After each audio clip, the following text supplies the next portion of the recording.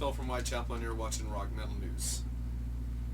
Hey guys, this is Ron from YouTube's Rock and Metal News with a Rock and Metal News album review of the new Whitechapel. Man, are you guys in for a treat with this one? This album has a lot of great stuff on it, and I really enjoyed this album. They are going to put this one out on March the 29th through Metal Blade. The album is called The Valley. You can get set for this new Whitechapel album called The Valley. Guitarist Alex Wade stated, "Lyrically, emotionally, melody-wise, there are not many happy sounding parts on this record. Our last album, Mark of the Blade 2016, did not sound exactly happy either, but the majority of those songs did not have much emotion or vibe behind them. They were just straightforward metal songs. These songs have a darker, more melancholic presentation to them." And I totally agree with Alex on this album here. The whole album just seems so coherent. It just fits together really good, and each track almost tells a story and it goes into the next song, and it's just really, you can tell the band were just really together on this, and the concept and the way they wrote this album, they were just so together.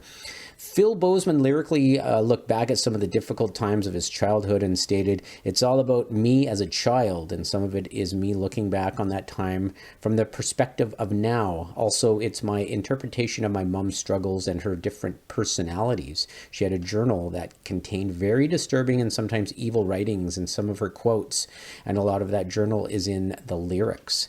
Sounds wise, it's all over the place. There's aggression and they hit hard with ominous and emotional guitar riffs. It's mean, but there's transfers to soft and inviting parts of this. It's a whirlwind of emotions throughout, and it definitely is. It's such a dynamic album for Whitechapel, and that's why I love it so much."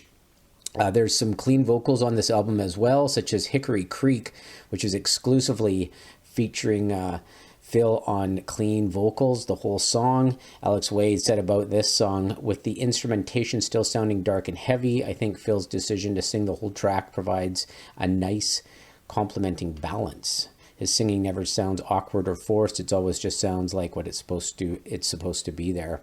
And that's a great track. The album's titled The Valley. It relates to the part of Hardin Valley west of Knoxville, Tennessee, where Bozeman grew up. The producer was Mark Lewis. It was recorded by Lewis in the home studios of Wade and Householder, with drums laying down at Warner Brothers Studios in Nashville, Tennessee.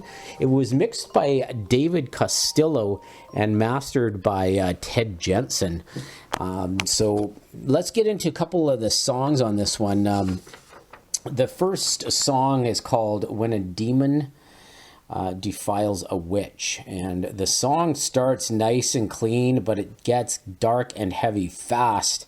I like how they mix the screams with the cleans in the chorus of this track, and Phil sings some cleans on this song as well. It sounds great. They bring it down midway through the song, and it sounds really great. It kind of gives the song a nice feel to it. And lots of heaviness. There's lots of blast beats and interest in this first track. There's a song number 3 called Brimstone. This one just has some great drum fills in it and a big growl at the beginning, big long growl by Phil at the beginning of the track to open it up. Very heavy plodding song.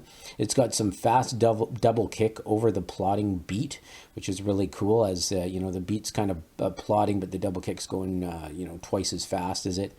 And there's just love the drum work on the heavy chugging of this track. It's just plods along, and it's really got a cool feel to it. Song number 4 is called Hickory Creek, and Phil does straight up cleans on this track through the whole thing. It sounds amazing. There's just some really nice guitar work on it, just real minor stuff, and this really adds a lot of diversity to this song. Adds a lot of diversity to the album and to the band in general. I love the lyrics in this track as well. I love that Whitechapel brought in the clean vocals. I think it really just adds a lot to the overall feel of an album and to each song as well, when you can incorporate some of that clean singing into each of the tracks, or some of them anyways. There's not all of them have clean singing, but there's a couple that do. And song number 10, it's called Doom Woods. Love this track as well. I always love the last songs for some reason on Whitechapel albums. They always grab me.